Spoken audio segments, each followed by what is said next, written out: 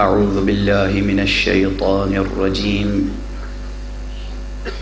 بسم اللہ الرحمن الرحیم الحمد للہ رب العالمین والصلاة والسلام علی اشرف الخلائق اجمعین الرسول النبی الأمی الہاشمی سیدنا و شفیعنا ابی القاسم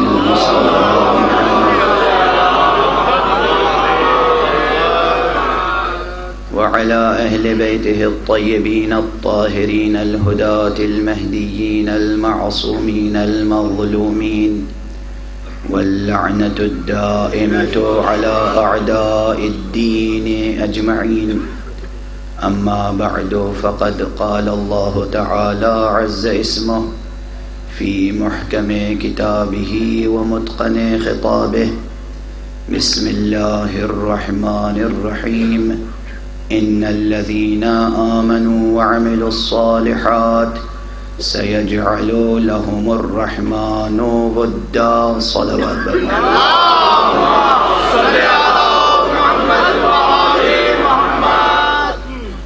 ایک مرتبہ اور بلند تر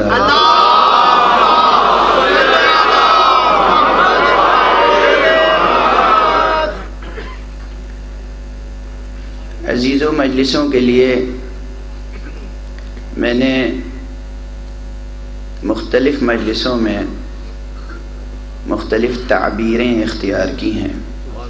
ماشاءاللہ ماشاءاللہ۔ اختلاف تعبیر کثرت معنی پر دلالت نہیں کرتا، بلکہ حقیقت ایک ہوتی ہے مگر تعبیر کی جہتیں مختلف ہو سکتی ہیں۔ ابھی ماہ محرم ختم نہیں ہوا ہے۔ میں نے غالباً 2 سال یا 3 سال قبل ایک جملہ کہا تھا پہلی محرم کو کہ قرآن مجید کی حقیقت سے ماہ محرم کو ایک خاص نسبت ہے۔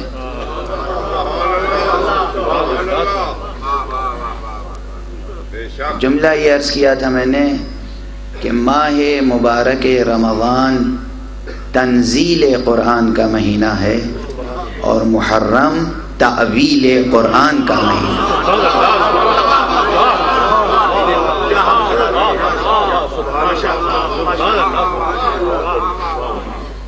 یہ مجلسیں مدرسہ قرآن ہیں،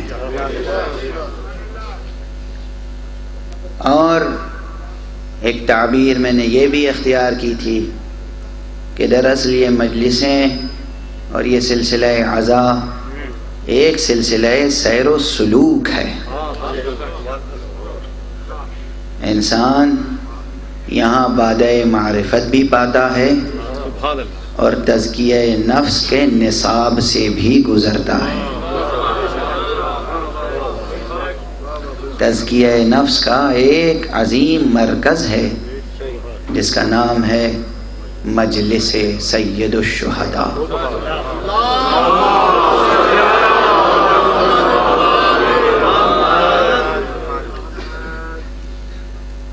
ایک تعبیر اور میں نے گزارش کی تھی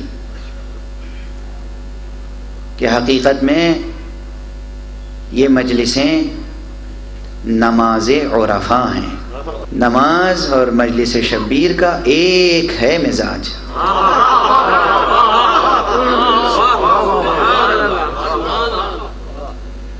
جو نماز میں کیفیت نصیب ہوتی ہے وہی کیفیت مجلس میں حاصل ہونی چاہیے۔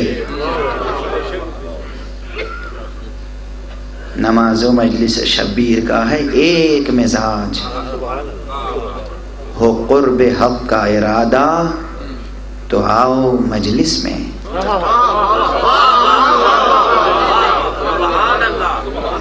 جو اختصار ہو پیش نظر نماز پڑھو، طلب ہو دل میں زیادہ تو آؤ مجلس میں۔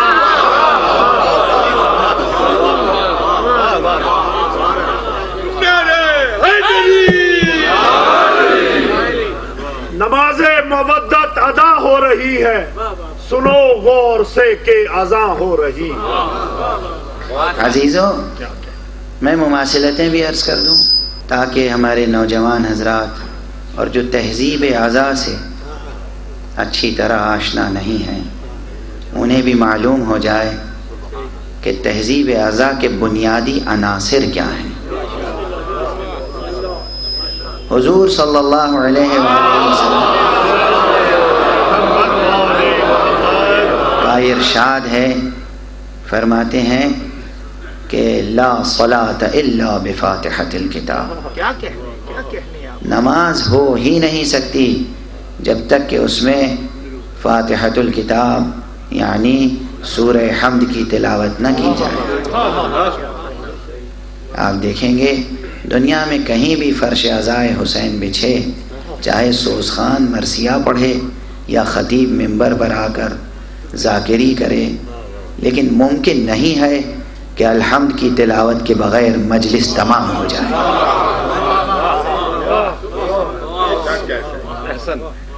اسی طرح نماز ختم ہوتی ہے سلام پر۔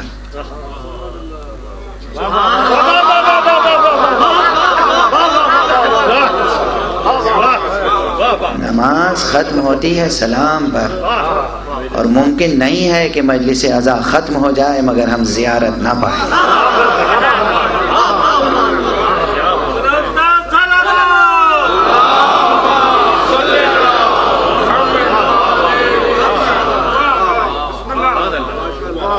یہ نماز عرفاء ہے۔ ممکن نہیں ہے کہ انسان مجلس عزائے حسین میں آئے اور وہ موحد بن کر نہ جائے۔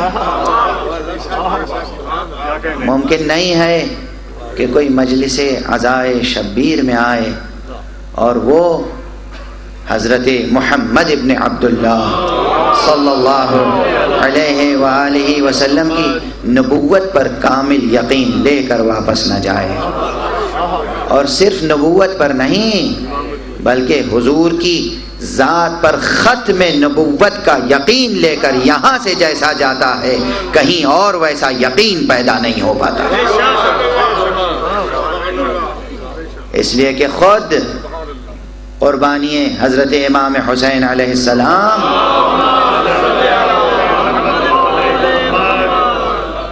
ایک اعلان ہے ختم نبوت کا۔ خدا کی قسم، خدا کی قسم،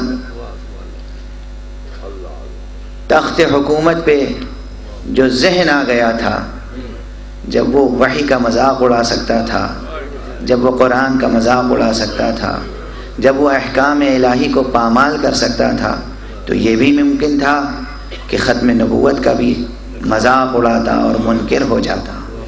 جو اصل نبوت کا منکر ہو اس کے لیے آغاز نبوت اور ختم نبوت کے کیا معنی ہیں؟ جو اصل نبوت کا منکر ہو۔ اس لیے یاد رکھیں کہ قربانی حضرت امام حسین علیہ السلام توحید خدا کی راہ میں سب سے بڑی قربانی ہے، اور اثبات ختم نبوت کی راہ میں سب سے بڑی قربانی ہے۔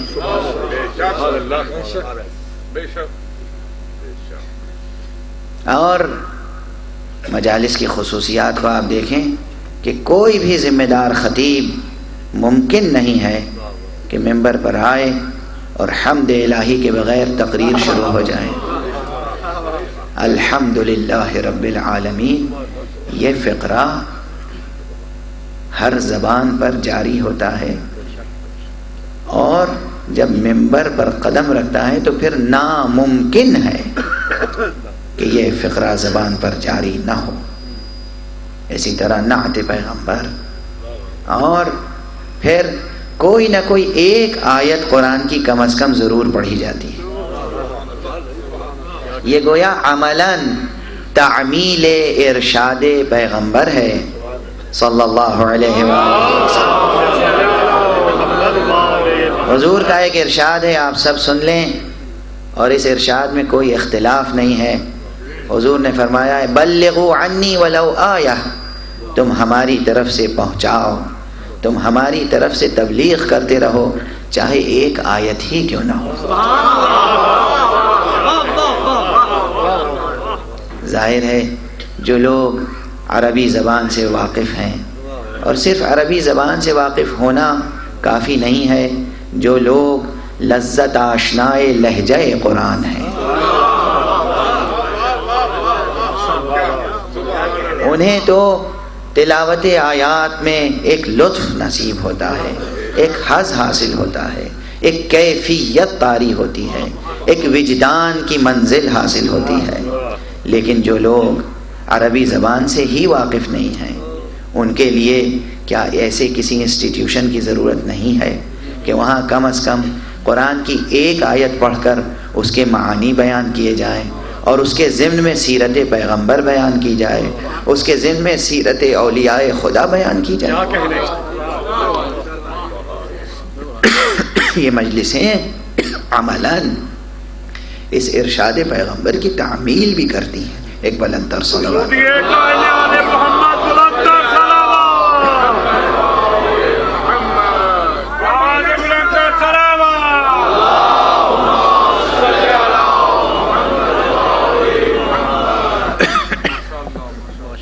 ایک اور بلند تر صلوات۔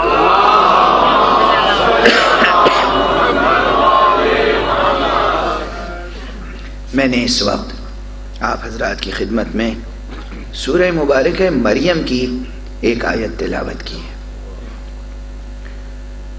جب ممبر پہ آ رہا تھا سید تو ناظم الساجدین زین العابدین کی ذات پہ بلند تر صلوات۔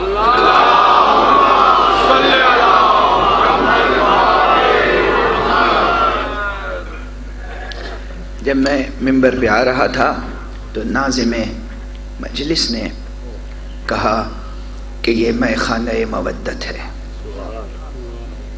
اور بس اسی وقت میرے ذہن میں یہ بات آئی کہ قرآن مجید سے کوئی ایسی آیت پڑھی جائے جس کا موضوع ہی مودت ہو۔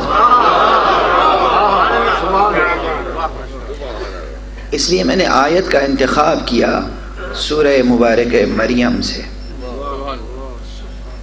آیہ مودت تو مشہور ہے، معروف ہے، میں نے وہ مشہور و معروف آیت اس وقت نہیں پڑھی ہے، عمدن نہیں پڑھی ہے، اس لیے کہ میں کسی اور مقام سے گفتگو شروع کرنا چاہتا ہوں، اور چاہتا یہ ہوں کہ جب میں گفتگو ختم کروں تو آپ خود آیہ ولایت کی تلاوت کرتے ہوئے جائیں۔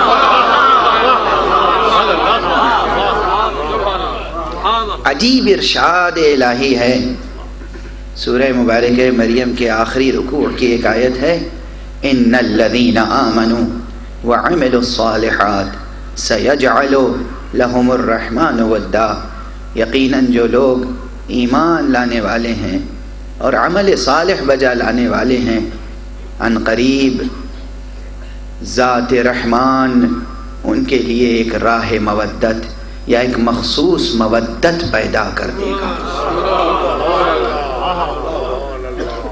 ذات رحمان ان کے لیے ایک خاص مودت قرار دے گی۔ اور فرمایا عجیب و غریب آیت ہے، ان الذین آمنوا، پھر سننے، وعملوا الصالحات، جو ایمان لانے والے ہیں اور عمل صالح کرنے والے ہیں، نیکیاں بھلائیاں کرنے والے ہیں، سیجعل لهم الرحمن ودا، رحمان ان کے لیے عن قریب ایک خاص مودت قرار دے گا۔ قرآن مجید کی کوئی بھی آیت ہو اس کے معانی تہ در تہ ہوتے ہیں۔ قرآن مجید معجزہ ہے، زندہ معجزہ ہے، باقی معجزہ ہے، حیات آفری معجزہ ہے، حیات بخش معجزہ ہے۔ اس کے ابعاد زندگی سے کہیں زیادہ ہیں، ابعاد قرآنی ابعاد حیات سے بھی کہیں زیادہ ہیں۔ کلام خالق ہے، کسی اور کا کلام نہیں ہے۔ اور اسی لیے قرآن مجید کی ایک خصوصیت یہ بھی ہے کہ اپنے مخاطبین میں سے ہر ایک نفس کے سطح ذہنی پر اتر کر اس سے مخاطب ہوتا ہے۔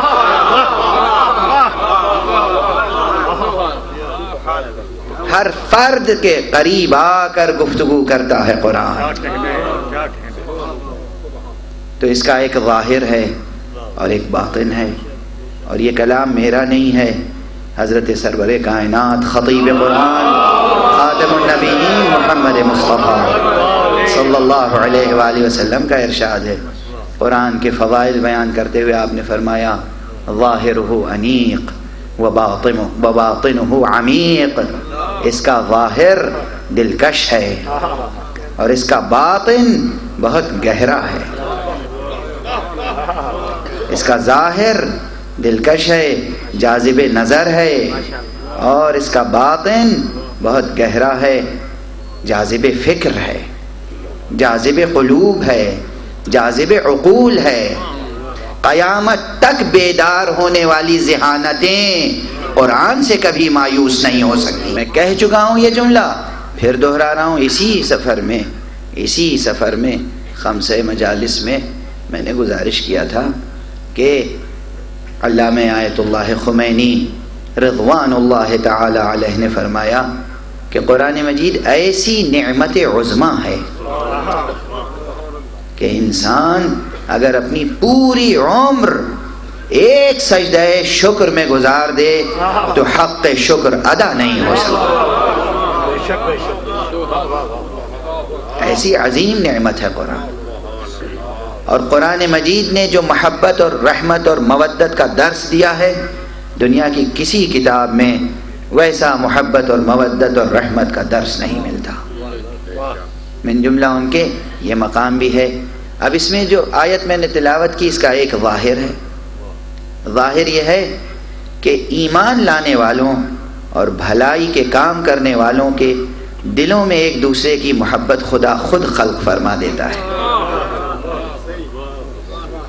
غور فرما رہے ہیں؟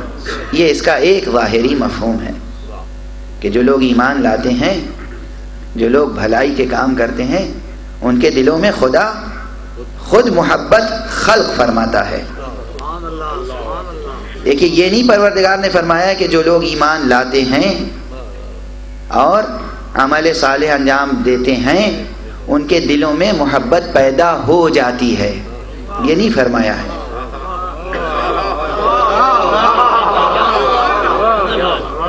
فرمایا ہے سَيَجْعَلُ لَهُمُ الرَّحْمَنُ وَدًّا، عن قریب پروردگار ان کے لیے ایک خاص مودت قرار دے گا۔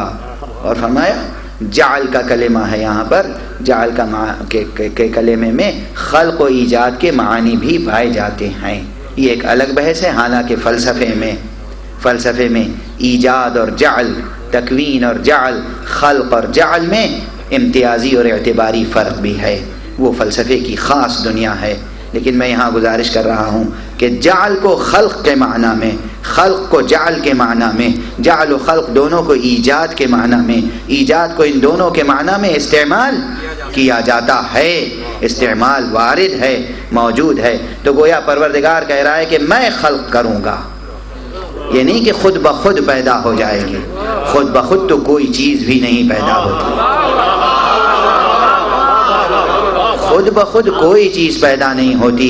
خود بخود پیدا ہونے کے معنی یہ ہیں کہ ہم الحاد اختیار کر لیں، کفر اختیار کر لیں، ہم دہریت اختیار کر لیں، ہم سمجھ لیں کہ زمانہ ہی خدا ہے، خود بخود کارخانہ جاری ہے کائنات کا۔ نہیں، کوئی شے یہاں خود بخود نہیں ہوتی، یہ عالم اسباب ہے اور وہ مسبب الاسباب ہے۔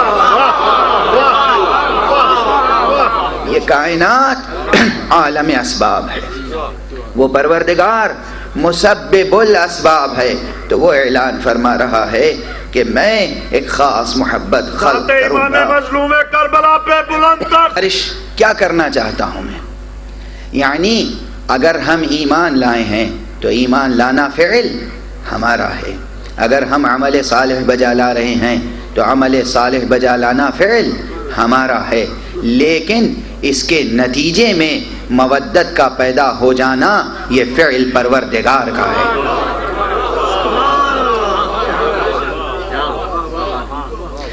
ہم اپنے فعل میں ناقص ہو سکتے ہیں، ہم اپنے وعدے سے ہٹ سکتے ہیں، ہم اپنے عہد سے ہٹ سکتے ہیں، لیکن پروردگار اپنے کسی وعدے میں وعدہ خلافی نہیں فرما سکتا۔ اس کے معنی یہ ہیں کہ جب لوگ اپنے قلوب کا جائزہ لیں، اپنے سینوں کا جائزہ لیں، اپنے دینوں کا جائزہ لیں، اپنے ذہنوں کا جائزہ لیں، اپنے ضمیروں کا جائزہ لیں، اپنے عقیدوں کا جائزہ لیں، اور اپنے دل میں محبت کے بجائے نفرت محسوس کریں، تو سمجھ لیں کہ ابھی ایمان کا چراغ روشن ہی نہیں ہوا۔ سمجھ لینا چاہیے کہ ابھی ایمان کا چراغ روشن ہی نہیں ہوا۔ اگر ایمان لے آتے، اگر عمل صالح انجام دیتے، تو پھر پروردگار کا کام یہ تھا کہ وہ مودت خلق فرما دے۔ دنیا میں جتنے کلمہ گو ہیں، جتنے لا الہ الا اللہ اور محمد الرسول اللہ کہنے والے ہیں، انہیں ایک دوسرے سے محبت کرنی چاہیے۔ اگر محبت نہیں ہے آپس میں تو سمجھ لینا چاہیے کہ ایمان میں نقص ہے، عطائے الہی میں نقص نہیں ہو سکتا۔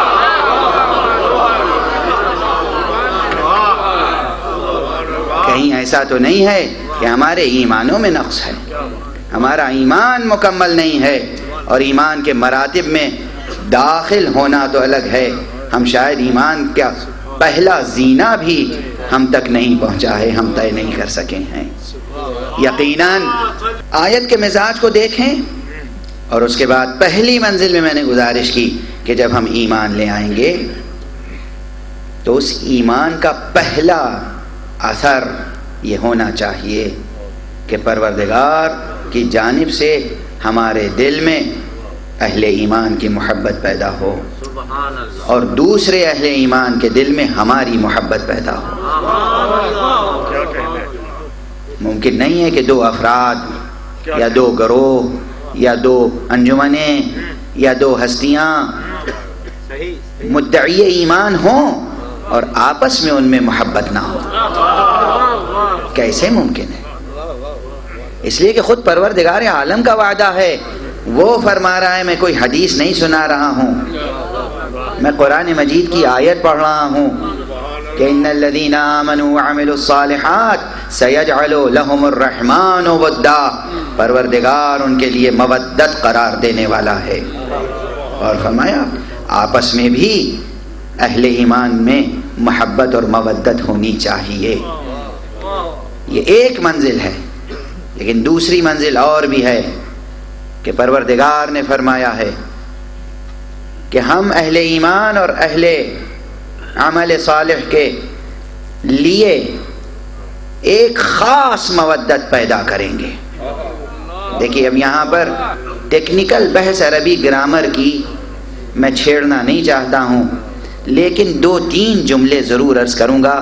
اہل فہم ہیں، ارباب دانش ہیں، زبان کا ذوق رکھنے والے لوگ ہیں، عروض اور قوافی سے دست و گریباں شخصیتیں موجود ہیں، نحو و صرف سے آشنا لوگ موجود ہیں، اس لیے یہ بات سمجھی جائے گی۔ پہلے آیت کے کمپوزیشن اور کنسٹرکشن کو تو دیکھیں۔ کبھی کبھی میرا دل چاہتا ہے کہ قرآن مجید کے فقروں کی بلاغت کے پہلوؤں پر گفتگو کروں، اس لیے کہ یہ کلام کس کا ہے؟ پروردگار کا کلام ہے، اور یہ ایسا معجزہ ہے کہ معجزہ علم بھی ہے قرآن، معجزہ ہدایت بھی ہے قرآن، لیکن معجزہ فصاحت و بلاغت بھی ہے قرآن۔ زیادہ تر علماء عرب نے معجزہ فصاحت و بلاغت ہی کے عنوان سے اس پہ گفتگو کی ہے، اگرچہ اس کی شان اعجاز صرف فصاحت و بلاغت میں منحصر نہیں ہے، لیکن اس کی کلی حیثیت اعجاز سے اس کی شان فصاحت و بلاغت منفک بھی نہیں ہے، ایک وحدت ہے۔ دیکھیے انسان کا کلام ممکن ہے کہ کوئی کہے ہاں فصیح تو ہے، جملہ تو فصیح ہے، مگر معنی سے خالی ہے، یا کوئی یہ کہے کسی کے کلام کے لیے کہ ہاں بلیغ تو ہے، ان کے کلام میں بلاغت تو پائی جاتی ہے لیکن فصاحت پائی نہیں جاتی، یا کوئی اور کہے کہ صاحب معانی تو خوب ہیں ان کے ہاں لیکن نہ فصاحت ہے زبان میں، نہ بلاغت کے تقاضے پورے ہوتے ہیں۔ یہ وہاں ہوتا ہے کہ جو عالم کثرت میں مبتلا ہو، جو کثرت کا شکار ہو، لیکن خالق واحد کا کلام، اور وہ بھی وہ کلام کہ جو بادئ توحید لے کر آیا ہے، اس میں تمام شؤون اعجاز میں ایک وحدت پیدا ہو جاتی ہے، ایک شان وحدت پیدا ہو جاتی ہے۔ ہر آیت میں نہ شان علمی میں کمی ہوگی، نہ شان بلاغت میں کمی ہوگی، نہ شان فصاحت میں کمی ہوگی، نہ شان ہدایت میں کمی ہوگی۔ ممکن نہیں ہے کہ کمی ہو جائے۔ تو اب ذرا میرے ساتھ چلیں دیکھیں اس آیت کو، جو حضرات عربی نہ ہیں ذرا توجہ فرمائیں کہ آیت ہے ان الذین آمنوا وعملوا الصالحات سیجعلوا، اس میں سین ہے، اگر سین کو ہٹا دیا جائے تو فعل مضارع بچتا ہے یجعلو۔ یجعلو کے معنی ہے قرار دیتا ہے یا قرار دے گا، استمرار کے معنی بھی ہو سکتے ہیں، حال کے معنی بھی ہو سکتے ہیں، استقبال کے معنی بھی ہو سکتے ہیں، لیکن اگر ایک سین آ جائے سیجعلو تو یہ فعل مضارع مخصوص ہو جاتا ہے مستقبل کے ساتھ۔ لیکن فعل مضارع کو مستقبل سے مخصوص کرنے کے لیے دو الفاظ آتے ہیں، دو حروف استعمال ہوتے ہیں، دو طریقے عربی میں استعمال ہوتے ہیں۔ ایک صرف تنہا حرف سین لایا جاتا ہے جیسے سیجعلو، اور ایک سوف لایا جاتا ہے سوف یجعلو۔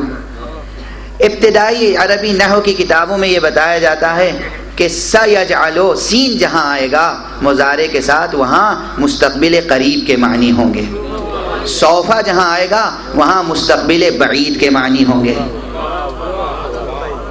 اور فرمایا آپ نے، تو میں کہتا ہوں کہ اگر پروردگار عالم صرف یہ فرماتا کہ ان الذین آمنوا وعملوا الصالحات یجعل لهم الرحمن ودا تو کوئی عربی گرامر میں خلل پیدا نہ ہو جاتا، جملہ اپنی جگہ درست رہتا، حال و استقبال دونوں شامل ہوتا، لیکن پروردگار نے صرف یجعل لهم الرحمن ودا نہیں فرمایا۔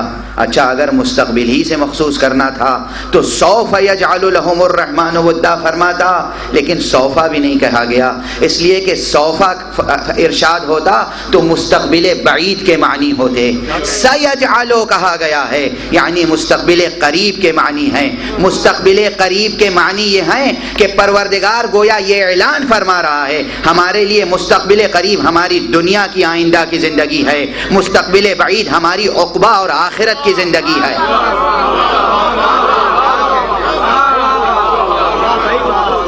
علمی بحث آ گئی درمیان میں، مستقبل قریب یہی دنیا کی زندگی ہے، مستقبل بعید آخرت اور عقبہ کی زندگی ہے۔ گویا اس آیت میں کہا جا رہا ہے کہ پروردگار ایمان لانے والوں اور عمل صالح بجا لانے والوں کے درمیان اسی دنیا میں ایک خاص مودت پیدا فرمائے گا۔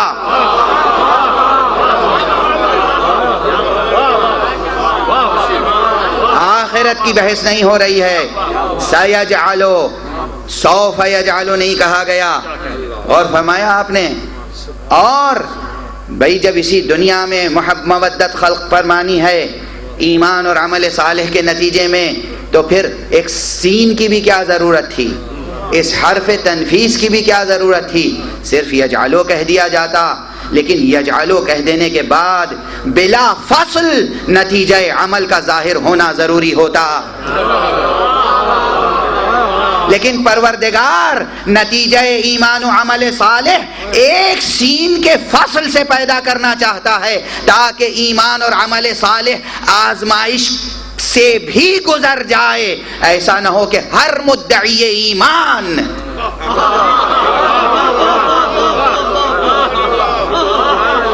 اس نتیجے کا متمنی ہو جائے، بلکہ ایمان استحکام کے درجے تک پہنچ جائے، عمل صالح اعتبار کے درجے تک پہنچ جائے، تو پھر پروردگار اسی دنیا میں تأمل و صبر کے بعد اسی دنیا میں ایک خاص مودت پیدا کرتا ہے. میں ابھی ایک خاص مودت ترجمہ کر رہا ہوں مسلسل، اس کی وجہ ہے، اس کی وجہ ہے. اچھا، یہ جو میں نے کہا کہ اسی دنیا میں، یہ سین سے جو میں نے استفادہ کیا کہ مستقبل قریب کی بات تو کہی گئی، لیکن یہ مستقبل قریب اس لیے کہا گیا کہ اسی دنیا میں موت سے پہلے، موت سے پہلے. وجہ کیا ہے، کیوں عرض کر رہا ہوں؟ اس لیے کہ سیجعلو کا فاعل جو ہے وہ کون ہے؟ رحمان کا کلمہ استعمال ہوا. پھر میں سوال دست ادب جوڑ کے سوال کرتا ہوں کہ بتائیے، یہ آیت یوں بھی ہو سکتی تھی، ان الذین آمنوا وعملوا الصالحات سیجعل لهم اللہ ودا. اللہ کا کلمہ بھی ہو سکتا تھا، رحیم کا کلمہ بھی ہو سکتا تھا، خود ودود کا کلمہ بھی ہو سکتا تھا. پروردگار عالم کے تقریباً 99 اسماء ہیں، اسماء حسنہ جو مشہور ہیں، ان میں سے کوئی اور اسم گرامی یہاں پر نہیں استعمال کیا گیا. رحمان کا کلمہ کیوں استعمال کیا گیا؟ یہ معانی کم سے کم ان پر غامض نہیں ہونے چاہیے، ان سے یہ معانی پوشیدہ نہیں ہونے چاہیے کہ جو بسم اللہ کے معانی سمجھ چکے ہوں.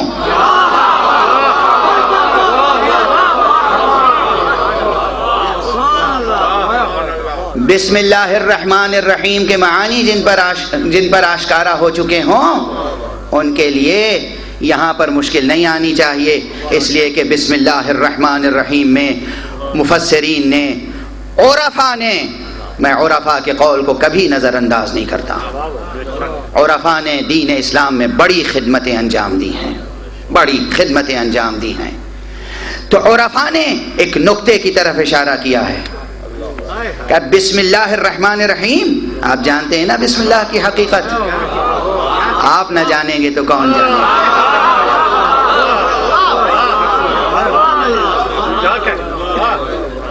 ایک حدیث ہے، ماثور ہے، مفسرین کے درمیان مشہور ہے کہ جو کچھ کل قرآن میں ہے وہ سورہ حمد میں ہے، اور جو کچھ سورہ حمد میں ہے وہ بسم اللہ الرحمن الرحیم میں ہے. مشہور ہے، مشہور ہے. اس کے بعد بھی ہے فقرہ، عرفاء نے نقل فرمایا ہے، ذمہ دار عرفاء نے نقل فرمایا ہے، صوفیاء کرام نے نقل فرمایا ہے. اس میں مسلک کا کوئی اختلاف نہیں ہے. صوفیاء کرام نے نقل فرمایا کہ جو کچھ بسم اللہ میں ہے وہ بائے بسم اللہ میں. اور کوئی کہنے والا ایسا بھی گزرا ہے کہ جس نے کہا کہ جو کچھ بائے بسم اللہ میں ہے وہ اس نقطے میں ہے کہ جو زیر با ہے، اور وہ نقطہ میں ہوں، کوئی اور نہیں ہے.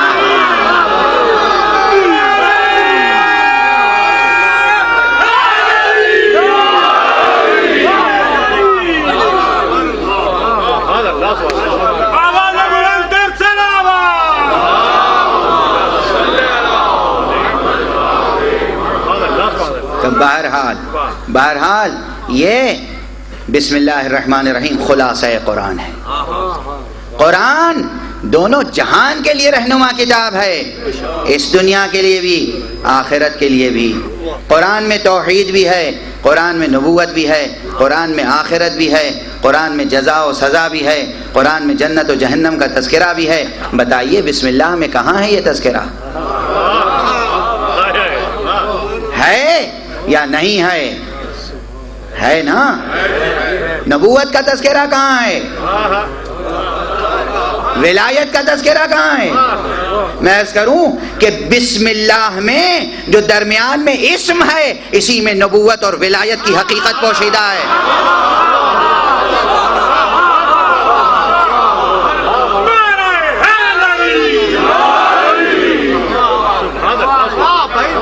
اور پوری یہ کائنات موجودہ، اس وقت جو موجود ہے کائنات، یہ کائنات یعنی دنیا، آخرت سے پہلے کی دنیا، یہ دنیا اس کے متعلق عرفاء کہتے ہیں کہ یہ تجلی اسم مبارک رحمان ہے، اور آخرت تجلی اسم مبارک رحیم ہے. تو گویا رحمان میں دنیا کا تذکرہ آ گیا، رحیم میں عقبہ کا تذکرہ آ گیا۔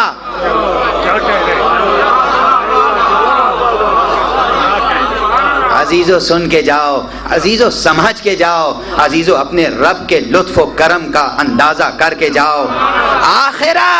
آخرت کا تذکرہ لفظ رحیم سے وابستہ ہوا، جبکہ آخرت میں جنت بھی ہے اور آخرت میں جہنم بھی ہے۔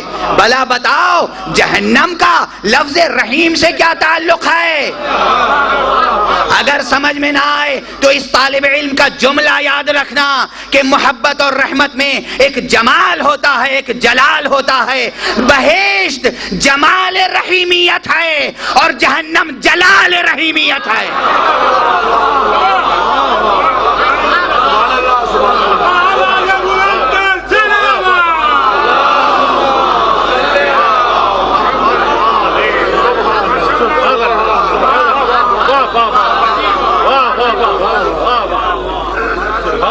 اب وقت نہیں ہے کہ میں اس فقرے کی، خود اپنے اس طالب علمانہ فقرے کی اور وضاحت کروں، اس لیے کہ آواز آج خود بخود ساتھ نہیں دے رہی ہے، طبیعت ساتھ نہیں دے رہی ہے، لیکن بہرحال کچھ دیر تک جو مطالب ذہن میں آ رہے ہیں گزارش کرتا جاؤں گا۔ تو آپ نے اس مقام پر یہ سمجھا کہ رحمان اس میں مبارک رحمان کی تجلی ہے، یہ کائنات موجود۔ اس آیت میں کیا آیا؟ سَيَجْعَلُ لَهُمُ الرَّحْمَنُ وُدًّا۔ میں نعوذ باللہ قرآن مجید میں کوئی تفسیر بالرائے کو راہ نہیں دے رہا ہوں، میں قرآن مجید میں اپنی طرف سے کوئی تبدیلی یا ترمیم تجویز نہیں کر رہا ہوں، میں قرآن مجید کے موجودہ متن کو سمجھنے کی طالب علمانہ کوشش کر رہا ہوں کہ اس پروردگار عالم نے جو حرف جہاں رکھ دیا، جو لفظ جہاں رکھ دیا، جو اسم جہاں رکھ دیا، جو فعل جہاں رکھ دیا، وہ خود ایک معجزہ ہے، ممکن نہیں ہے کہ اسے قیامت تک کوئی چیلنج کر سکے۔ تو آیت میں کیا ہے؟ سَيَجْعَلُ، ہو سکتا ہے کہ یہ آیت اگر صوفہ سے ہوتی، یعنی سوف یجعلو، تو پھر رحیم کا کلمہ آتا، سوف یجعلو لہم الرحیم ودا ہوتا، اس لیے کہ مستقبل بعید کی بات ہوتی، یہاں چونکہ مستقبل قریب کی بات ہے، اس کائنات کی بات ہے، اس لیے رحمان کا کلمہ آیا۔ میں نے جو حرف سین سے معانی استنباط کیے ہیں، اسے تقویت پہنچاتا ہے لفظ رحمان، کہ جو بھی ایمان لائے گا، جو بھی عمل صالح انجام دے گا، قبل اس کے کہ اسے موت آئے، یہی پروردگار اس کے لیے ایک خاص مودت پیدا کر دے گا۔ اچھا یہی بات کہی گئی نہیں، یہی بات کہی گئی ہے سَيَجْعَلُ لَهُمُ الرَّحْمَنُ وَدًّا، ان کے لیے پروردگار ایک خاص مودت پیدا کرے گا۔ یہ ودا، ودن یہ نکرہ ہے۔ اب بس اس سے زیادہ بحث نہیں کروں گا، اس لیے کہ یہ بالکل ٹیکنیکل عربی گرامر کی بحث ہے، یہ علم معانی کی بحث ہے، یہ علم بدیع کی بحث ہے کہ کہاں پر عربی زبان میں نکرہ آ کر کیا معنی دے جاتا ہے، تنوین کیا کیا معانی پیرو دیتا ہے کلمے میں، کبھی تحقیر کے لیے ہوتا ہے، کبھی تعمیم کے لیے ہوتا ہے، یہی کبھی تعظیم و تخصیص کے لیے بھی ہوتا ہے۔ علماء عرب نے مطول میں، مختصر المعانی میں مفصل بحثیں موجود ہیں، ادھر رجوع فرمائیں، میں حوالہ دے کر آگے بڑھ رہا ہوں۔ یہ جو میں کہہ رہا ہوں ایک مخصوص مودت قرار دے گا، کون قرار دے گا؟ پروردگار۔ کس کے لیے قرار دے گا؟ جو ایمان لانے والے ہیں، جو عمل صالح بجا لانے والے ہیں۔ اس کے معنی کیا ہیں؟ اس کے معنی کیا ہیں؟ میں ایک مثال عرض کروں، قرآن مجید نے خود ایک مقام پر اہل ایمان پر مودت اختیار کرنے کو واجب قرار دیا ہے نا، جو آیہ مودت کے نام سے معروف ہے، قُلْ لَا أَسْأَلُكُمْ عَلَيْهِ أَجْرًا إِلَّا الْمَوَدَّةَ فِي الْقُرْبَى، اے ایمان لانے والو، اے اجر رسالت کو مادی سکوں میں ادا کرنے والو،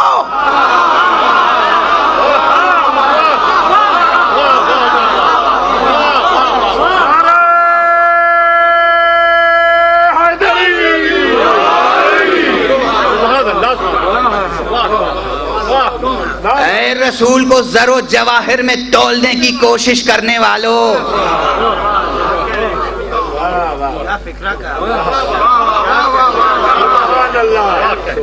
سنو، ہمارا رسول تم سے زر و جواہر طلب نہیں کرتا، درہم و دینار طلب نہیں کرتا، مال دنیا طلب نہیں کرتا، وہ لطف خدا کو عام کرنے آیا ہے، تو لطف کا جواب مودت و محبت ہوا کرتا ہے۔ اجر میں مودت چاہیے، مودت چاہیے، ہے نا؟ اس پر خود مفصل گفتگو کی گنجائش ہے، مفصل، اگرچہ بہت گفتگویں ہوئی ہیں لیکن ابھی مزید گفتگو کی گنجائش ہے۔ جب تک قرآن موجود ہے اور جب تک نسل انسانی کا سلسلہ قائم ہے، قرآن مجید کی آیتیں تازہ معانی اور مضامین پیش کرتی رہیں گی۔ پھر وہ جملہ، وہ شعر صرف سنا کر آگے بڑھوں، آج کچھ کہہ پاؤں یا نہ کہہ پاؤں، اس لیے کہ میری کیفیت آپ دیکھ رہے ہیں، ولی دکنی کا وہی شعر کہ راہ مضمون تازہ بند نہیں، تا قیامت کھلا ہے باب سخن۔ تو ان آیتوں میں بھی تازہ معنی پیدا ہو سکتے ہیں اور موجود ہیں، زندگی کہتے ہی ہیں اسے کہ جہاں حرکت پائی جائے۔ قرآن زندہ معجزہ ہے، تو اس میں معانی کی سطح پر ایک تموج ہے، معانی کی سطح پر ایک تموج ہے، مسلسل ایک آبشار ہے معنی کا، بلکہ ایک کوثر ہے معنی کا، ایک سلسبیل ہے معنی کا، قرآن مجید کا ہر حرف اور ہر کلمہ اور ہر حرکت۔ تو عزیزو، اب یہاں پر مودت واجب قرار دی گئی، تو ممکن ہے کہ کچھ لوگ ایسے ہوں کہ جو اس آیت پہ عمل کریں اور مودت اختیار کر لیں۔ توجہ ہے، گفتگو بہت طویل کرنا چاہ رہا تھا مگر آج میری طاقت ساتھ نہیں دے رہی ہے، عجیب کیفیت ہو رہی ہے۔ بہرحال کچھ نکات گزارش کر رہا ہوں کہ ممکن ہے کہ کچھ لوگ قرآن مجید کی اس آیت کی طرف متوجہ ہو جائیں اور وہ مودت خود اختیار کر لیں، تو ایک اطاعت امر الہی ہو جائے گی، امر الہی کی اطاعت ہو جائے گی اگر خود مودت اختیار کر لیں۔ لیکن اگر خود سے مودت اختیار نہ کر پائیں،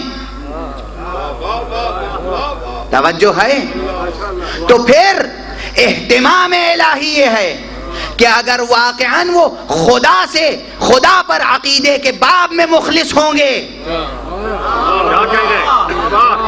دین کو اختیار کرنے کی راہ میں مخلص ہوں گے، تو پھر ممکن نہیں ہے کہ اس دنیا سے چلے جائیں اور دل میں مودت کا چراغ روشن نہ ہو۔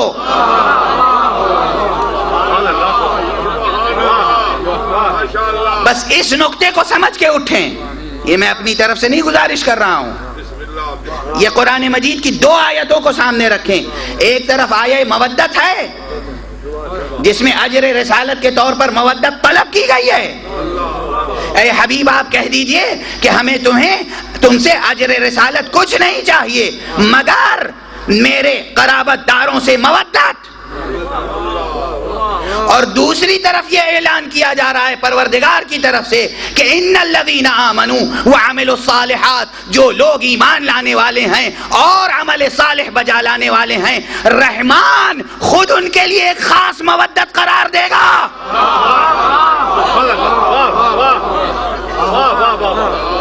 اس آیت کو اس آیت سے ملا کر سمجھنے کی کوشش کریں، اس آیت کو اس آیت سے ملا کر سمجھنے کی کوشش کریں، اس لیے کہ آیتوں میں، خدا کی آیتوں میں تضاد نہیں ہو سکتا۔ تفسیر کا ایک اصول ہے، القرآن یفسر بعضہ بعضا، قرآن کا بعض حصہ دوسرے بعض حصے کی تفسیر کرتا ہے۔ تو آپ توجہ فرمائیں، اب اس کو ایک مثال سے سمجھ لیں۔ عرفاء کی کتابوں کا مطالعہ فرمائیں۔ میں تو اس وقت ان عرفاء اور صوفیاء کرام کی بعض گفتگوؤں کا خلاصہ پیش کر رہا ہوں آپ کے سامنے اپنے طالب علمانہ اسلوب میں کہ عزیزو، پروردگار پر اگر کوئی ایمان لے آئے اور اس کے احکام کو بجا لائے، عمل صالح ہو گیا۔ پروردگار فرما رہا ہے کہ میں خود اس کے لیے مودت قرار دوں گا، اور دوسرے مقام پر خود واجب قرار دیا کہ مودت اختیار کرو۔ تو یہ اس آیت میں جو کہا گیا کہ میں مودت قرار دوں گا، یہ اور وہ بھی جعل کے لفظ سے ہے، تو گویا یہ اعلان ہو رہا ہے یہاں کہ میں قانون بناؤں گا مودت اختیار کرنے کا، یا تکوینی اعتبار سے مودت خلق کروں گا تمہارے دلوں میں۔ میں کہتا ہوں دونوں معانی ممکن ہے۔ یہ بھی ممکن ہے کہ مودت اختیار کرنے کے لیے قانون بھی بنائے اور مودت کو تکوینی لحاظ سے خلق بھی فرمائے۔ واضح ہے، اس لیے کہ اس کی ولایت مطلقہ ہے۔ الا لہ الخلق والامر، خلق بھی وہی کرتا ہے، امر بھی وہی فرماتا ہے۔ تو جب وہ کہہ رہا ہے کہ میں مودت قرار دوں گا، تو گویا مودت اختیار کرنے کے لیے قانون بھی بناؤں گا، اور میں مودت خود بھی خلق کروں گا تمہارے دلوں میں۔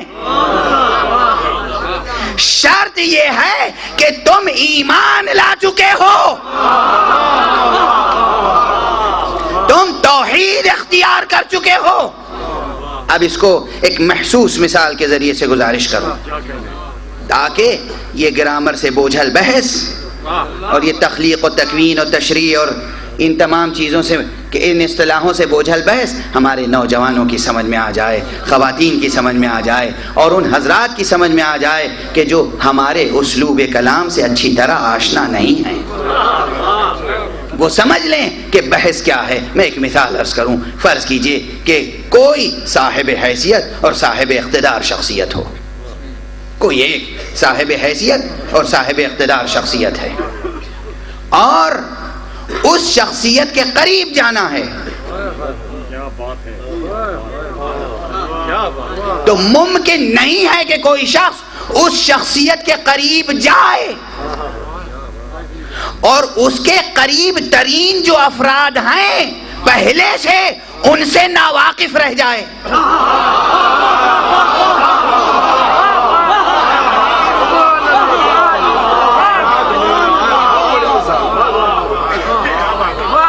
ممکن نہیں ہے کہ ناواقف رہ جائے۔ اب میں محسوس زندگی اور تجرباتی زندگی کی مثال دوں۔ فرض کیجئے کوئی بزرگ شخصیت ہے، کوئی سربراہ ملک ہے، فرض کر لیجئے، اور وہ کسی اپنے پرائیویٹ سفر میں کہیں چلے گئے، حالانکہ آج کل تو وہ پرائیویٹ بھی کچھ نہیں ہو پاتا ہے، فرض کر لیجئے چلے گئے، اور کوئی صاحب وہاں ایسے ملے، یہ ظاہر نہیں کرنا چاہتے کہ میں کیا ہوں، کسی نے سفر میں اچھا سلوک کیا، کسی نے اچھا سلوک نہیں کیا، اور جانے پہچانے بغیر کسی شخص نے ایسا سلوک کیا کہ اس کی انسانیت پر، اس کے اخلاق پر، اس کے آداب پر ان کو پورا اعتماد پیدا ہو گیا۔ اب جب وہ واپس آئے تو انہوں نے واپس آتے وقت اس شخص سے کہا کہ دیکھیے میں واپس جا رہا ہوں اپنے وطن، اب میں اپنا تعارف کرا دیتا ہوں کہ میں کون ہوں، میں کیا ہوں، اور دیکھیے آپ نے میرے ساتھ جو سلوک کیا ہے بے غرض سلوک کیا ہے، مخلصانہ سلوک کیا ہے، بے لوث سلوک کیا ہے، میں آپ کا نام اپنے دفتر کے مخصوص افراد کے پاس نوٹ کرا دوں گا اور اپنے گھر کے بچوں کو بھی یاد کرا دوں گا، جب بھی کبھی آپ آئیں میرے ہاں ضرور تشریف لائیں، میں ہوں گا تب بھی پذیرائی ہوگی، میں نہ ہوں گا تب بھی پذیرائی ہوگی۔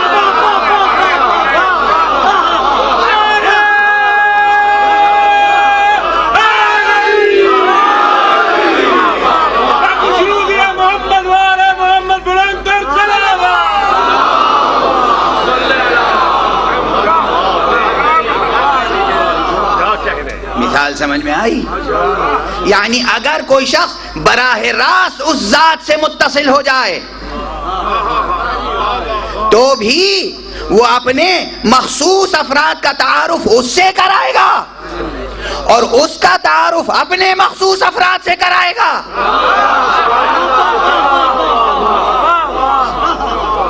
اب وہ شخص جب آئے گا ملک میں اور ان کے آفس میں یا دفتر میں یا گھر پہ جائے گا، اگرچہ بظاہر اجنبی ہے، پہلی بار آیا ہے، مگر آتے ہی گھر کے کسی فرد کا نام لے کر اگر پوچھے فلاں صاحب کہاں ہیں، آپ کون ہیں، دربان پوچھیں گے آپ کون ہیں، ان کا نام کہاں سے معلوم، وہ مسکرائے گا.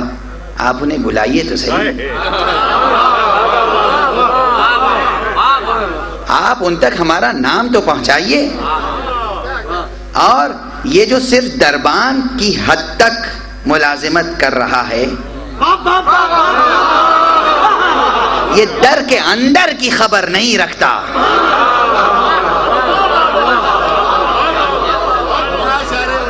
تو یہ در کے اندر کی خبر نہیں رکھتا. اب وہ دربان اندر گیا، اس نے پرزے پہ وہ نام دیا کہ فلاں جگہ سے فلاں صاحب آئے ہیں. وہ فوراً کھڑا ہو گیا، صاحب یہ کون ہے، پہلی بار دیکھ رہا ہوں، ذرا آپ سیکورٹی کے مسائل سمجھیے، یوں ہی نہ چلے جائیے ملاقات کے لیے. وہ مسکراتے ہوئے آئے اور بغل گیر ہو گئے، حالانکہ دیکھا نہیں تھا، ملاقات نہیں کی تھی. کیوں؟ یہ ان دونوں کے درمیان ایک خاص مودت پیدا کی ہے اس نے.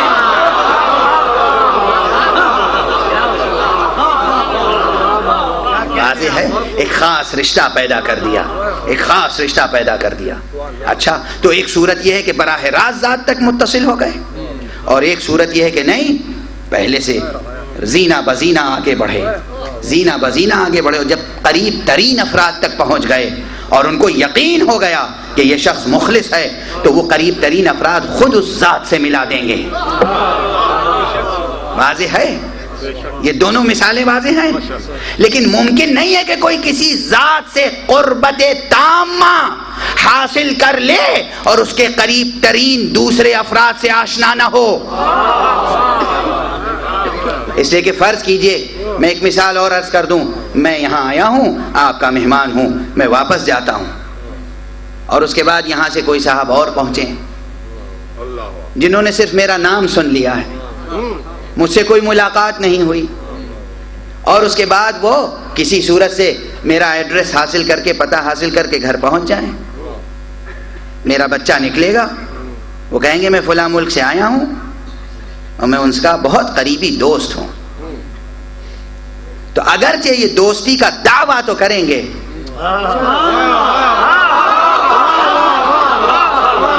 مگر وہ بیٹا اندر جا کے ڈائری پر دیکھے گا کہ یہ نام ان ناموں میں شامل ہے کہ نہیں.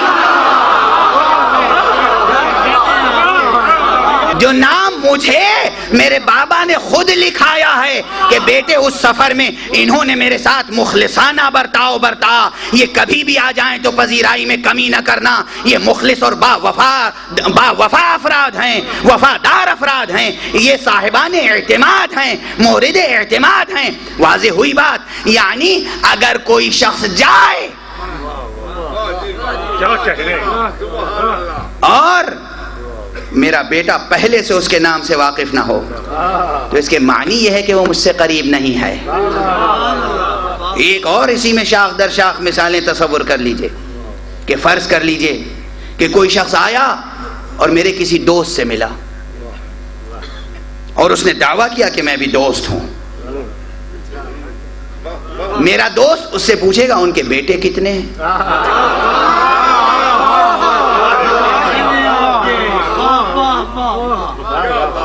کچھ بھی سوال ہو سکتا ہے. یعنی مجھ سے دوستی کا دعویٰ کرنے والا ممکن نہیں ہے کہ میرے بیٹوں سے ناآشنا رہ جائے.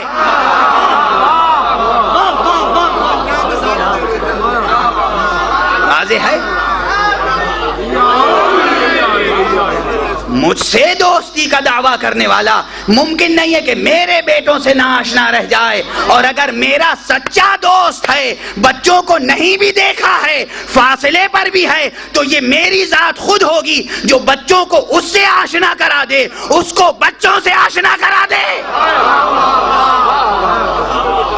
یہ ہماری زندگی کا روزمرہ کا طریقہ ہے، تجربہ ہے۔ اب آپ ان دونوں آیتوں کو اسی پس منظر میں دیکھیں۔ پروردگار نے ایک مرتبہ فرمایا اے رسول فرما دیجئے کہ تم اجر رسالت دینے کی کوشش کر رہے ہو، اجر رسالت بس یہ ہے کہ میرے قرابت داروں سے مودت رکھو۔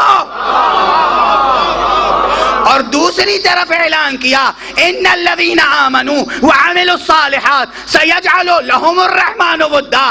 اگر کوئی شخص براہ راست اولیاء اللہ سے آشنا نہیں بھی ہے، پیغمبر خدا کی عظمت کو نہیں جانتا، علی مرتضیٰ کی عظمت کو نہیں جانتا، فاطمہ زہرا کی عظمت کو نہیں جانتا، حسن مجتبیٰ کی عظمت کو نہیں جانتا، حسین کی عظمت سے واقف نہیں ہے، تو اگر پروردگار پر ایمان لانے میں مخلص ہے تو ناممکن ہے کہ دنیا سے اٹھ جائے اور خدا خود اپنی تکوینی قوت سے اس کے دل میں ان اولیاء کی محبت پیدا نہ کرے۔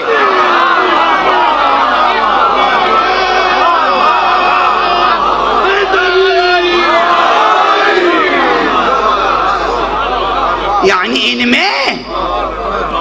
میں ایک خاص، اب جملہ مستعار لیتا ہوں، یہ آیت تو نہیں پڑھی تھی، یہ تفصیل میں نے بیان نہیں کی تھی، مگر میں نے یہ گزارش کی تھی کہ دیکھو حضرات محمد و آل محمد میں اور اس بارگاہ قدس میں ذات باری تعالی میں ایک خاص تعلق ہے، ایک خاص رشتہ ہے۔ براہ راست خدا تک پہنچ جاؤ تو وہ محمد تک پہنچائیں گے، محمد تک پہنچ جاؤ تو خدا تک پہنچائیں گے۔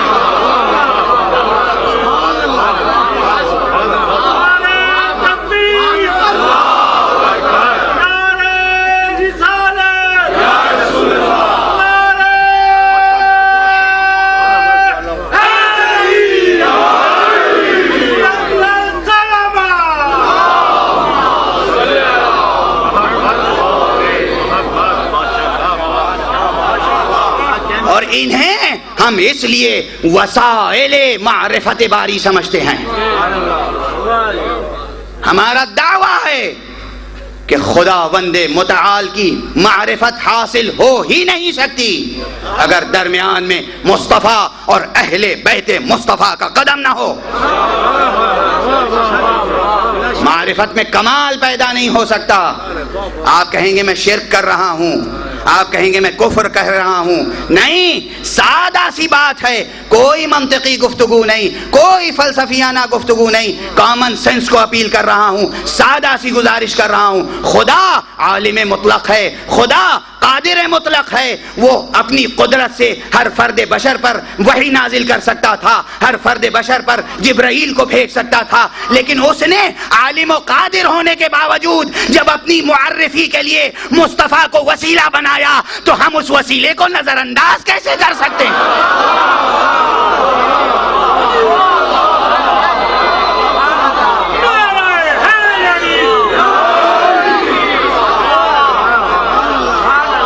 ہم اس وسیلے کو نظر انداز کیسے کر سکتے ہیں؟ ہاں، شرک کی منزل وہ ہوگی جب ہم اس کے بنائے ہوئے وسیلے کو نظر انداز کر کے اپنی طرف سے وسیلے بنا لیں۔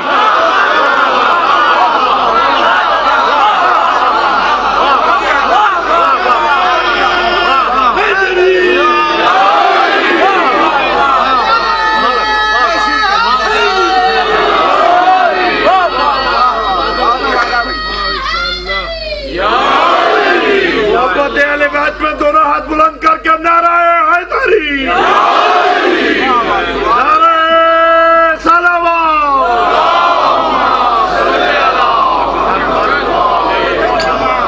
واضح ہے یہ خدا کی معرفت کے لیے خدا نے خود انہیں بھیجا۔ کس لیے بھیجا؟ جاؤ میری توحید سے آشنا کراؤ، جاؤ میری توحید ذات سمجھاؤ، توحید صفات سمجھاؤ، توحید افعال سمجھاؤ، توحید بندگی سمجھاؤ۔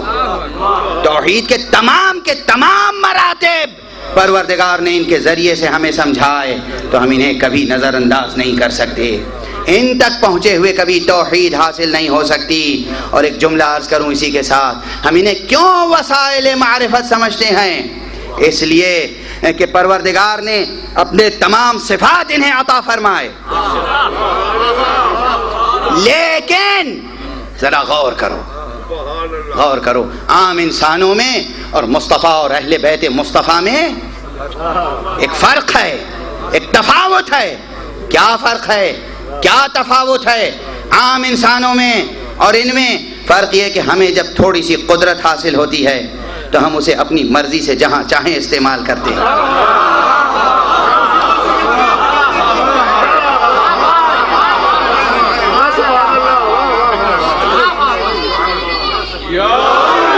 ہمیں تھوڑی سی قدرت مل جائے، تھوڑی سی طاقت مل جائے، تھوڑی سی توانائی مل جائے، تھوڑا سا علم مل جائے، تھوڑا سا ہنر مل جائے تو ہم اپنے خواہش نفس کے مطابق استعمال کرتے ہیں، خود کو پہچانوانے کے لیے، خود کی معرفی کے لیے۔ ہم دی ہوئی تمام صفتیں اسی کی ہیں، مگر ہم اسے استعمال کرتے ہیں خود کو پہچانوانے کے لیے، اور ان کے پاس دی ہوئی تمام صفتیں اسی کی تھیں اور انہوں نے تمام صفتوں کو استعمال کیا صرف خدا کو پہچانوانے کے لیے۔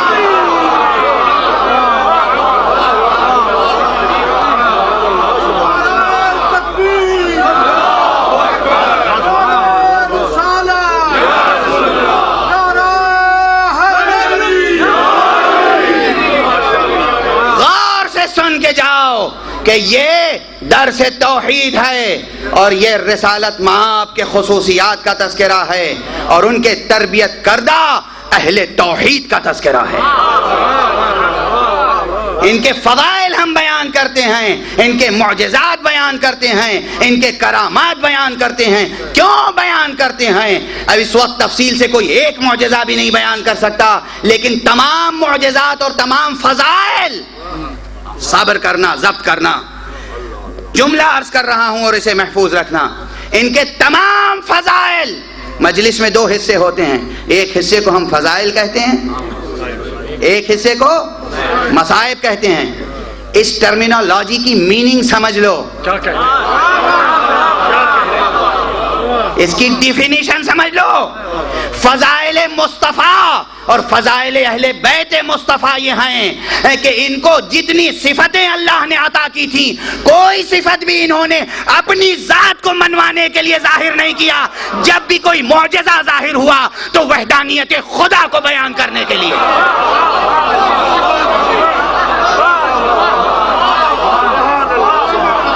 جاؤ سیرت پڑھو، جاؤ سیرت پڑھو، جاؤ سوانح عمریاں معصوموں کی پڑھو، دیکھو جتنے معجزات ہیں، جتنے فضائل ہیں، وہ سب وہاں ظاہر ہوئے جہاں خدا کو پہچانوانا تھا۔ سنو، ضبط کر کے سننا، ابھی مصائب کے باب میں قدم نہیں رکھ رہا ہوں۔ جتنے فضائل ہیں ان سب میں خدا شناسی کے سبق ہیں، اور جہاں جہاں مصائب کسے کہتے ہیں؟ جہاں جہاں موقع تھا کہ ان کی ذات کا انکار کیا گیا، موقع تھا کہ یہ ان صفات کا استعمال کر کے اپنی ذات کو پہچانوائیں، انہوں نے ذات کو نہ پہچانوا کر خدا کی بندگی کا طریقہ سکھایا۔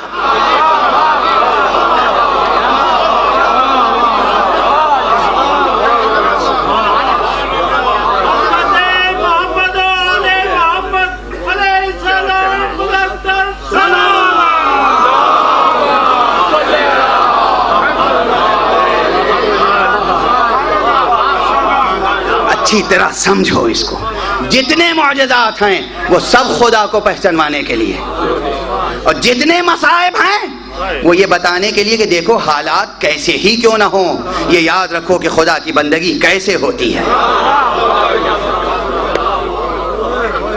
تو جب ہم فضائل سنتے ہیں تو ہمارا عقیدہ توحید بالیدہ ہوتا ہے، جب ہم مصائب سنتے ہیں تو ہمیں خوب بندگی پیدا ہوتی ہے، آداب بندگی ہمیں سمجھ میں آتے ہیں کہ کیسے بندگی کی جاتی ہے، کن کن مواقع پر بندگی کی جاتی ہے۔ یہ جملہ یاد رکھنا، لیکن میں تکمیل بحث کے لیے ایک اشارہ کرتا چلوں، کتنے صفات، کتنی قوتیں، کتنے ملکات خدا نے انہیں عطا کیے، تم پہچان سکو یا نہ پہچان سکو، لیکن تھوڑی دیر کے لیے میدان مباہلہ میں آ جاؤ،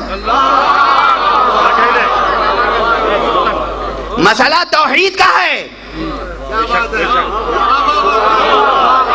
نبوت کا مسئلہ نہیں ہے، ولایت کا مسئلہ نہیں ہے، توحید کا مسئلہ ہے، تثلیث اور توحید کا ٹکراؤ ہے۔ بھائی اگر عیسائی دنیا واقع مباہلہ کا ذکر نہ کرے تو بات سمجھ میں آتی ہے، مسلمان بھلا دیں یہ بات سمجھ میں نہیں آتی۔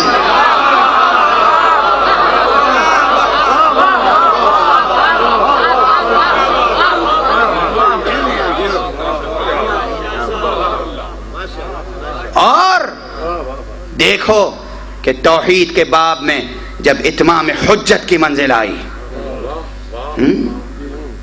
تو کون شخصیتیں آگے بڑھیں؟ کیا شخصیتیں تھیں؟ قرآن مجید میں تذکرہ موجود ہے، ابنانا و ابناکم و نسانا و نساکم و انفسنا و انفسکم۔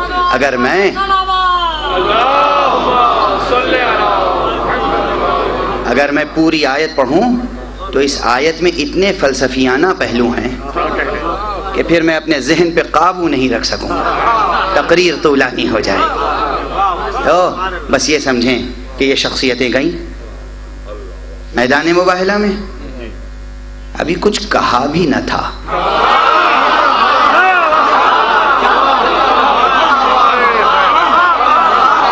کچھ کہا بھی نہ تھا، نہ کوئی خطبہ ارشاد فرمایا، نہ اشارہ کیا، بس ایک متانت کے ساتھ۔ میں برابر ممبروں سے جملہ کہتا ہوں، اس جملے کو یاد رکھو، جہاں علم ہوتا ہے وہاں چاپ قدم سے بھی علم آواز دیتا ہے، وہاں راستہ چلنے کا طریقہ، قدم رکھنے کا طریقہ، ایک ایک نقش قدم ایک ایک صحیفہ معرفت ہو جاتا ہے۔ متانت سے سرکار رسالت مآب آگے آگے جا رہے ہیں، آغوش میں حسین ہیں اور جناب والا ایک طرف ایک دست مبارک میں حضرت حسن مجتبیٰ کی انگشت مبارک ہے، پشت پر فاطمہ زہرا سلام اللہ علیہا ہیں، ان کی پشت پر علی مرتضیٰ ہیں، یہ ہیں خمسہ نجبا، یہ ہیں وہ پنجتن پاک جن کا قرآن نے تذکرہ کیا ہے۔ نعرہ تکبیر، نعرہ رسالت، نعرہ حیدری، مجدد صلوات۔ قرآن نے تذکرہ کیا ہے، یہ پنجتن پاک کا تصور کوئی عوامی تصور نہیں ہے، ایسا نہیں ہے کہ مسلمانوں نے عقیدت مندی میں یہ تصور پیدا کر لیا، بلکہ یہ معرکہ توحید اور شرک کا معرکہ تھا۔ یہ وہ خمسہ نجبہ ہیں جنہوں نے پروردگار کی پاکیزگی کا اعلان کیا ہے، تب ہم انہیں پنجتن پاک کہتے ہیں۔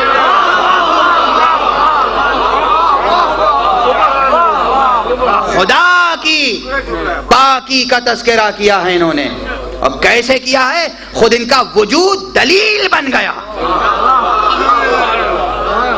گئے میدان مباہلہ میں اور جاتے ہی بس بیٹھنے کا انداز نصارائے نجران نے دیکھا اور آپس میں کہنے لگے خدا کی قسم یہ نبی برحق ہے، ہم نے یہ انداز بیٹھنے کا مباہلے کے لیے بیٹھنے کا یہ انداز، مباہلے میں آنے کا یہ انداز سوائے نبی برحق اور کسی کا نہیں ہو سکتا۔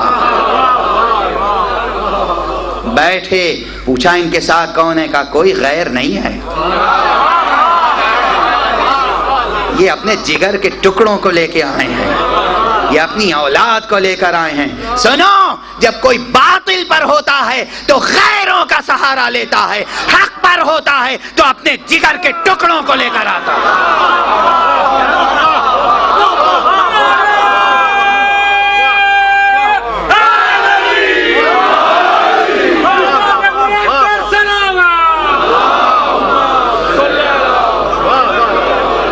کربلا کی جنگ حق تھی یا باطل؟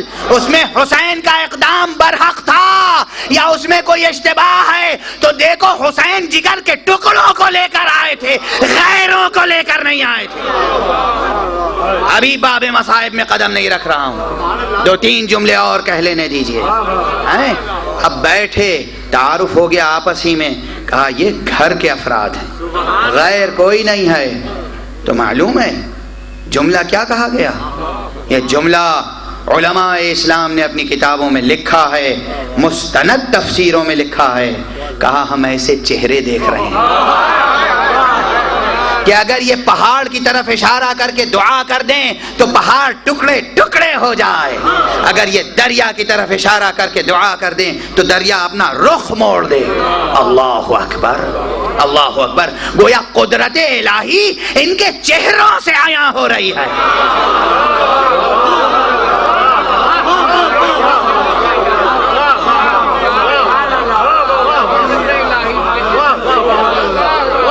قدرت خدا ان کے چہروں سے عیاں ہو رہی ہے۔ اور فرما رہے ہیں آپ، اچھا ایسی قدرت رکھنے والوں نے خود پر جب مصیبتیں پڑی کوئی قدرت نہ دکھائی۔ توحید کا مسئلہ جہاں آیا تو چہرے سے وہ جلال ظاہر ہوا کہ مشرک وہیں شکست کھا کر رہ گیا۔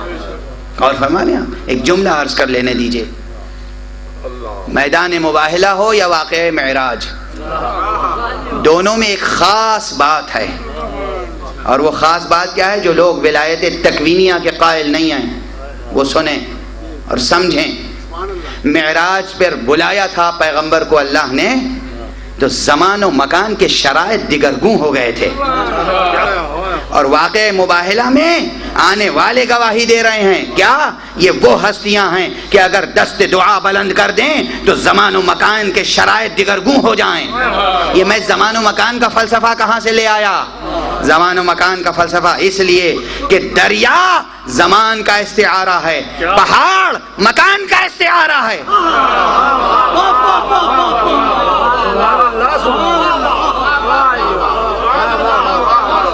یہ جو کہہ رہے ہیں اگر یہ دعا کے لیے ہاتھ اٹھا دیں تو پہاڑ ریزہ ریزہ ہو جائے، اگر یہ دریا کی طرف اشارہ کر دیں تو دریا اپنا رخ موڑ دے، اس کے معنی یہ ہیں کہ ہم ایسے چہرے دیکھ رہے ہیں کہ جن میں خدا نے زمان و مکان پر تصرف کی پوری قدرت عطا کر دی۔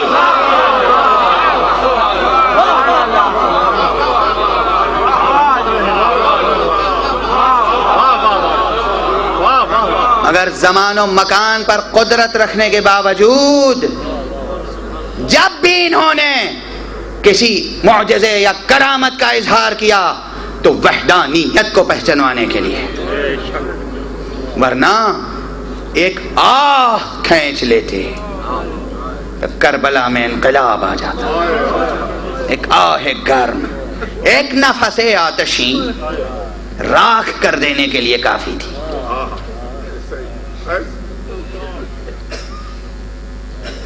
معصوم کی بات نہیں کر رہا ہوں، ہاں اب یہ میرا عقیدہ ہے اور یہ عقیدہ لے کر بارگاہ خداوندی میں جاؤں گا۔ امام معصوم نہیں، میں کہتا ہوں عباس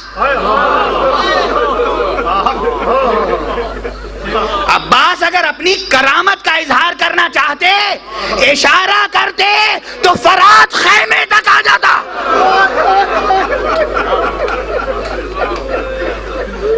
مگر منظور اپنی کرامت کا اظہار نہ تھا، منظور بندگی کے آداب سکھانا تھا۔ دیکھو میرے اندر شجاعت بھی ہے، ہمت بھی ہے، حوصلہ بھی ہے، مگر امام معصوم کی میں اطاعت کیسے کرتا؟ جسے میں نے خدا کی حجت تسلیم کیا ہے میں اس کے حکم کو کیسے مانتا ہوں؟ عباس کی حکم پرستی، اللہ اکبر، اللہ اکبر۔ اور عباس ہی نہیں، آج سید سجاد کا تابوت برآمد ہوگا، تابوت کے ساتھ علم بھی ہوگا، بغیر علم کے تابوت نہیں ہو سکتا، آگے آگے علم ہوگا، پیچھے پیچھے تابوت ہوگا۔ اسی لیے میں نے پہلے عباس کا تذکرہ کر دیا اور سید سجاد، اللہ اکبر۔ وہ سید سجاد جو معصوم ہیں، حجت خدا ہیں، اہل بیت رسول سے ہونے والے برحق امام ہیں، ان میں ولایت تکوینیہ بھی ہے، ولایت تشریعیہ بھی ہے، روایات ہیں اہل بیت سے مروی، عرفاء نے، صوفیاء کرام نے یہ روایتیں لکھیں کہ جب امام حسین کو دفن کرنے کے لیے بنی اسد کا قبیلہ آیا ہے اور حیرت میں تھا کہ حسین کو کیسے دفن کریں، کہاں دفن کریں، عباس کو کہاں دفن کریں، اکبر کو کہاں دفن کریں، قاسم کو کیسے دفن کریں، تو دیکھا کوفے کی طرف سے غبار بلند ہوا، کوفے کی طرف سے غبار بلند ہوا، یہ چھپنے لگے ادھر ادھر، کہیں ایسا نہ ہو کہ پھر آقا حسین کا دشمن آ رہا ہو، لیکن آنے والا ایک لاغر سے ناقے پر ایک نحیف بیمار تھا، آنے کے بعد ناقے سے اترا اور اس نے کہا کہ آؤ آؤ، خوف نہ کرو، آؤ میں تو تمہاری مدد کرنے کے لیے آیا ہوں، میرا نام علی ابن حسین ہے، آؤ میرے بابا کو دفن کرنے میں میری مدد کرو۔ عزیزو، جو امام یہ کرامت رکھتا تھا اس نے کربلا سے کوفے تک اور کوفے سے شام تک بظاہر تمام مصائب برداشت کیے، ہاتھوں میں ہتھکڑیاں پڑی رہیں، پاؤں میں بیڑیاں پڑی رہیں، گلے میں خاردار توق، کمر میں لنگر، اور مسلسل نمازیں ادا ہوتی رہیں، مسلسل دعائیں ہوتی رہیں، بد دعا کہیں نہ کی۔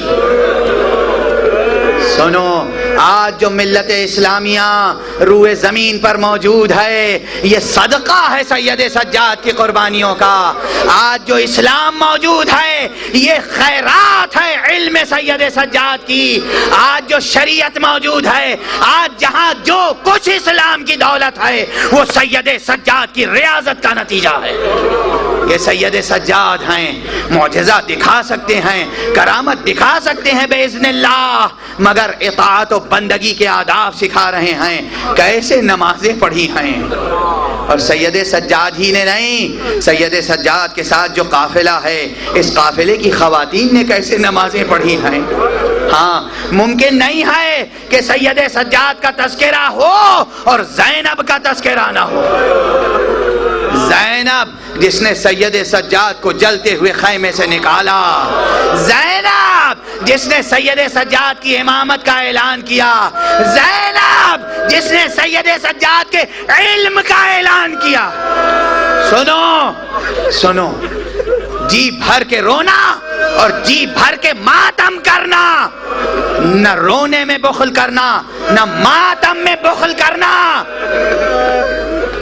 امام صادق کا ارشاد یاد رکھنا، فرمایا ہے جب میرے جد کا تذکرہ ہو تو پھر بلند آواز سے گریہ کیا کر۔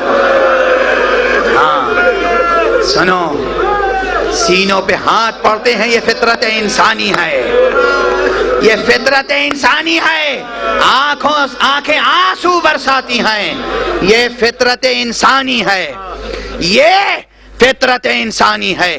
عزیزو توجہ رکھو، یہ انسانی فطرت ہے، ممکن نہیں ہے کہ اعلان۔ دیکھو علم کلام کے مسائل، مصائب سنتے ہو نا، علم کلام کے مسائل حل ہوتے چلے گئے ہیں۔ جب 11 محرم کو اسیروں کا قافلہ ادھر سے لے جایا گیا جدھر شہداء کے لاشیں برہنہ پڑے ہوئے تھے بے گور و کفن، تو عزیزو آگے آگے سید سجاد تھے، پیچھے پیچھے بے کجاوا ناکوں پر بیبیاں۔ سید سجاد کی نظر جیسے ہی پڑی، بابا کا لاشا بے گور و کفن پڑا ہے، چہرے کا رنگ متغیر ہوا۔ ایک مرتبہ زینب نے پشت ناکا سے بھتیجے کو دیکھا اور آواز دی، بیٹا ارے اپنے کو سنبھالو، تم امام وقت ہو۔ سید سجاد نے جواب دیا، پھوپھی اماں آپ ہی انصاف کیجئے، جوان بیٹا موجود ہو اور بابا کا لاشا بے گور و کفن پڑا رہ جائے۔ عزیزو یہ منظر سید سجاد کا کبھی نہیں بھولے، زندگی بھر نہیں بھولے، کب یاد کیا ہے. میں ابھی گزارش کروں گا، گلستان زہرا کی مجلسوں میں گزارش کر چکا ہوں، لیکن اب ایک منظر سنو کہ جناب زینب نے امامت کا اعلان کیا، پھر علم امام کا اعلان کیا. کیسے؟ قافلہ آگے بڑھا تو بی بی نے دیکھا کہ اونٹ آپس میں مسلسل کچھ باتیں کر رہے ہیں. ایک ناقہ دوسرے ناقے سے کچھ کہہ رہا ہے. ایک مرتبہ بی بی نے پھر کہا، بیٹا سید سجاد، تم ولی خدا ہو، تم حجت خدا ہو، تم فرزند رسول ہو، تم امام ہو، تم جانوروں کی زبان سمجھ سکتے ہو، بتاؤ یہ ناقے آپس میں کیا بات کر رہے ہیں.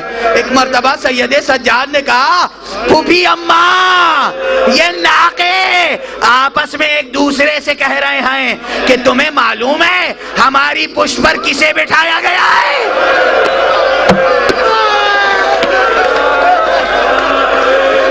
ہماری پشت پر ارے رسول زادیہ ہے، اہل بیت کے ننھے ننھے بچے ہیں. سنبھل کے چل کی شہادت کے موقع پر جب سید سجاد کی شہادت ہوئی تو پہلا موقع تو وہ ہے، ہاں پھر دوہرا دینے دو یہ جملہ. ایک مرتبہ جب آخری لمحات آئے، سید سجاد نے اپنے بیٹے سے کہا، اپنے فرزند سے کہا، مجھے زمین پر لٹا دو. تمام اہل بیت نے کہا، آقا جسم نازک ہے، زہر کا اثر پورے جسم میں سرایت کر چکا ہے، زمین پر لیٹنا مناسب نہیں ہے. ایک مرتبہ کہا، مجھے سمجھاتے ہو، مجھے بابا کا لاشا یاد آتا، مجھے وہ منظر یاد آتا ہے، میرے بابا کا لاشا جلتی ہوئی ریت پر پڑا ہوا تھا. بس عزیزو، جب میں سر سے عمامہ اتار لوں سمجھنا میری گفتگو تمام ہو گئی، مگر دو جملے سنو. سید سجاد نے اس دنیا فانی کو الوداع کہا. سید سجاد کا تابوت اٹھا اور مدینے کی تاریخ میں کبھی اتنا گریہ نہ ہوا تھا. یا رسول کی وفات پر ہوا تھا، یا حسن و زہرا کی وفات پر، یا سید سجاد کی وفات پر. یہ تاریخ کا بیان ہے، یہ تاریخ کا بیان ہے. سید سجاد کا جب تابوت اٹھا ہے تو مدینے کا کوئی فرد نہ تھا جس نے جنازے میں شرکت نہ کی ہو. تابوت اٹھا، جنت البقیع میں لا کر حسن مظلوم و مسموم کے پہلو میں دفن کیا گیا. میں نے دفن کا تذکرہ بہت سادہ طور پر کر دیا، بہت سادہ طور پہ کر دیا. اب ایک جملہ کہوں گا، آقا یقیناً آپ نے مصیبتیں سہی، مگر ہم بھی آپ کی مصیبت کے مقابلے میں حسین کی مصیبت کو نہیں بھول سکتے. آپ کو فوراً کفن مل گیا، فوراً آپ کو قبر مل گئی، مگر آپ کا بابا یقیناً 3 دن تک بے کور و کفن پڑا رہا. عزیزو، آخری جملہ سن لینا، آخری جملہ. سید سجاد کے پاس ایک ناقہ تھا، اور وہ ناقہ ایسا تھا جس پر سید سجاد نے نہ جانے کتنی بار حج کے لیے سفر فرمایا تھا. اور یہ ناقہ اپنی جگہ بندھا ہوا تھا. اسے معلوم نہیں تھا کہ اس کی پشت پر سوار ہونے والا کہاں لے جا کر دفن کیا گیا. مگر روایت کہتی ہے جب دفن کر کے واپس آئے تو اہل بیت نے دیکھا ناقہ اپنی جگہ پر موجود نہیں ہے. لوگ اس ناقے کی تلاش میں نکلے، جا کر دیکھا ناقہ بقیع میں پہنچ چکا ہے اور سید سجاد کی قبر مبارک کے پائے تھی اپنا سار زمین پر پٹک رہا ہے اور اپنی آواز میں کچھ کہہ رہا ہے. ناقے کی آنکھوں سے آنسو جاری ہے. ایک مرتبہ امام باقر نے ایک جملہ ایک جملہ وہ جملہ سنو عزیزو، امام نے فرمایا اصحاب سے کہ جانتے ہو یہ ناقہ کون ہے؟ اس ناقے پر میرے بابا نے 12 سفر حج کیا، مگر کبھی میرے بابا نے ایک مرتبہ بھی اسے تازیانہ نہیں مارا۔